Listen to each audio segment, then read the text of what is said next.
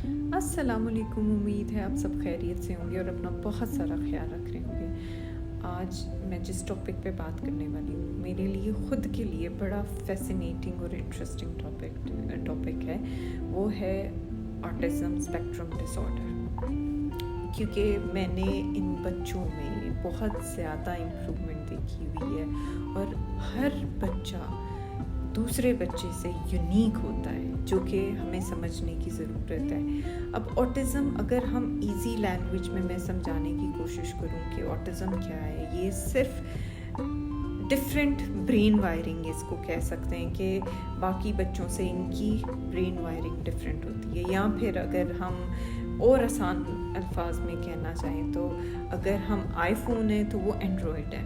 Like दोनों fully functional है, मतलब हर चीज़ कर सकते हैं, उनमें अपनी स्ट्रेंथ्स हैं, वीकनेस है, जैसे एग्जैक्टली दूसरे लोगों में होती है।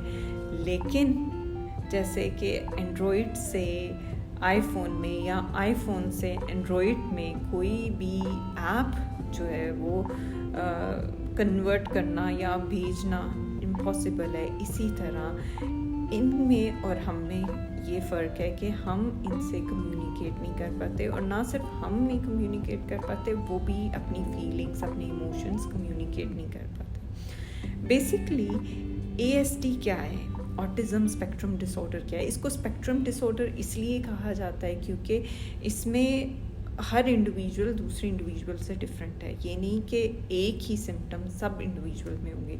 जो बेसिक चीज़ है वो ये है कि इन्हें सोशलाइजेशन में और कम्युनिकेशन में प्रॉब्लम आती है। जो सबसे बड़ा जो आइडेंटिफाइंग पॉइंट है वो ये है। अब ये नहीं कि वो बात ही नहीं करते, वो बात करेंगे, लेकिन उनकी बातें जो हैं वो बहुत महदूद होती हैं उनकी अपनी इंटरेस्ट की तरफ। और इसके अलावा जैसे कि हम सोशल क्यू समझते हैं, अगर कोई इंसान ने अपना हाथ आगे रखा हुआ है किसी चीज़ के, तो हम उससे उस चीज़ को लेने के लिए उससे इजाज़त लेंगे, लेकिन उन्हें इन चीज़ों की, इन सोशल क्यूज़ की समझ नहीं आती। तो अब अगर मैं सिम्टम्स की तरफ जाऊं कि किस तरह आइडेंटिफाई किया जा सकता है कि कौन सा बच्चा जो है उसमें ऑटिस्टिक ट्रेट्स हैं, जो मेन चीज़ है उनमें लो आई कांटेक्ट होता है। मतलब वो उनका आई कांटेक्ट जो है उनकी एज अप्रोप्रिएट नहीं होता, हो सकता है हो, लेकिन एज अप्रोप्रिएट नहीं होता।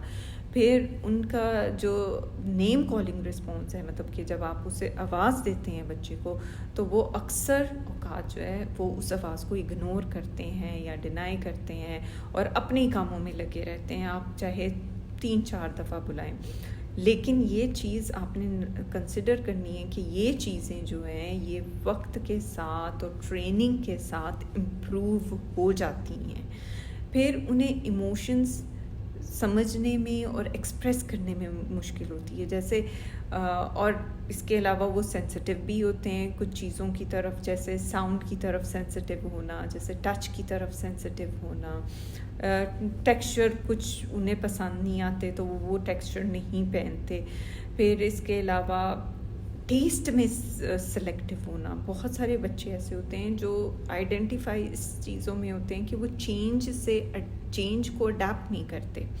मतलब कि अगर उनका खाना थोड़ा सा चेंज कर दो, they will refuse to eat, वो खाएंगे ही नहीं उस खाने को। और इसके अलावा अगर वो किसी ऐसी जगह पे चले जाएं जो साउंड की तरफ सेंसिटिव होंगे, तो किसी ऐसी जगह पे चले जाएं जहाँ बहुत सारा क्राउड हो, बहुत सारे लोग हों, बहुत सारे शोर हो, तो वो इतने ओवरवेल्म्ड हो जाते हैं कि वो उधर स्क्रीमिंग और शाउटिंग स्टार्ट कर देते हैं। अब उन्हें क्योंकि पता नहीं होता कि वो किस तरह एक्सप्रेस करें अपने इमोशंस को, तो वो स्क्रीम या शाउट करना शुरू हो जाते हैं। अब बहुत सारे लोग क्या समझते हैं कि ऑटिज़म में हैंड फ्लैपिंग बहुत ज़रूरी है। नहीं, बहुत सारे बच्चे हैं जिनमें हैंड फ्लैपिंग नहीं होती। कुछ बच्चों का वे एक्सप्रेस करने का होता है, जैसे हैंड फ्लैपिंग वो एक्साइटमेंट जब शो करना चाहते हैं तब वो करते हैं, या जब वो ओवरवेल्म्ड होते हैं तब वो हैंड फ्लैपिंग करते हैं। फिर ये जो सेंसिटिविटी है ये 2 किस्मों की है, एक हाइपो, एक हाइपर। हाइपो मीन्स कि उनको वो चीज़ चाहिए होती है, जैसे कुछ पेन की तरफ हाइपो होते हैं, उनको पेन फील नहीं होती, तो वो بہت ذرا کٹ بھی لگ جائے گا وہ نہیں روئیں گے، اور ہائپر ہوتا ہے کہ ذرا بھی ٹچ ہو جائے گا ان کی اسکن کے ساتھ کوئی چیز تو وہ بہت زیادہ اس پہ ریئیکٹ کریں گے۔ اب اس کے علاوہ چینج جو میں نے آپ کو بتایا کہ ان کو لیے چینج کے ساتھ اڈیپٹ کرنا بہت مشکل ہوتا ہے، سوشل کیوز کو سمجھنا بہت مشکل ہوتا ہے، لیکن انٹریکشن بہت مشکل ہوتا ہے۔ انہیں فرینڈس ضرور بناتے ہوں گے، لائک بہت سارے پیرنٹس میرے پاس آتے ہیں، ہاں میرے بچے کے بہت فرینڈس ہیں، لیکن وہ فرینڈ کانسیپٹ نہیں سمجھتے، ایکسپلین نہیں کر پاتے کون سے فرینڈ ہیں۔ ان کے لیے اسی طرح ہیں جیسے ہم درخت یا گھر سے بات نہیں کرتے تو ہم لوگوں سے بات کیوں کریں۔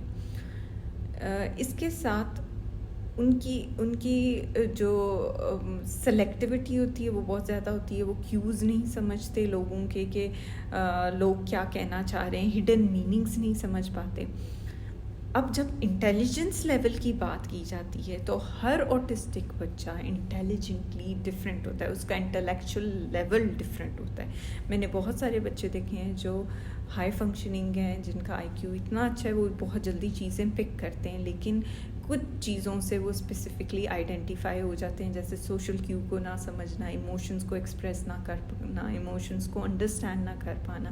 ان چیزوں پہ وہ مطلب کہ جو سائیکالوجسٹ ہیں وہ آئیڈینٹیفائی کر سکتے ہیں کہ اس میں آٹسٹک ٹریٹس ہیں، بلکہ دوسرے لوگ ان کے لیے یہ چیزیں آئیڈینٹیفائی کرنا ایزی نہیں ہوتی کہ یہ آٹسٹک ٹریٹس ہے یا یہ بچہ آٹسٹک اسپیکٹرم میں فال کرتا ہے، کیونکہ وہ اتنے انٹیلیجنٹ ہوتے ہیں۔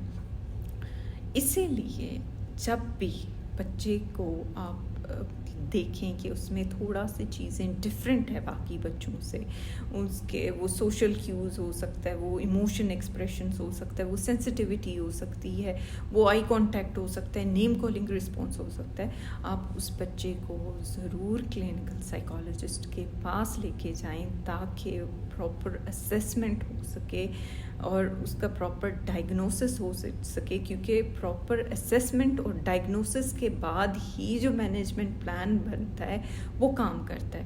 اگر آپ نے امیجن کریں، اگر آپ نے اسیسمنٹ نہیں کروائی اور ویسے ہی مینجمنٹ پلان کی طرف لے کے جا رہے ہیں تو وہ تو ایسے ہی ہے کہ ہوا میں تیر مار رہے ہیں، تکے سے لگ گیا تو لگ گیا۔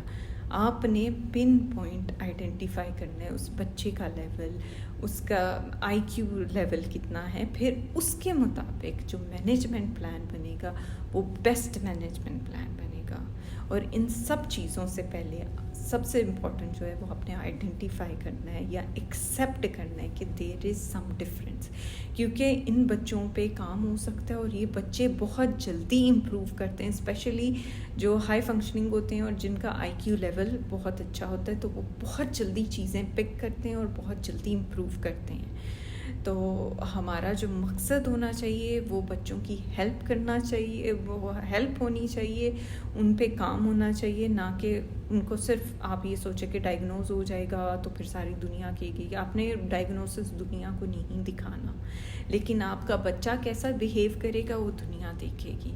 تو اس لیے ڈائگنوسس، مینجمنٹ پلان اور اس پہ کام کریں۔ اس کے ساتھ ہی میں آپ سے اجازت مانگوں گی۔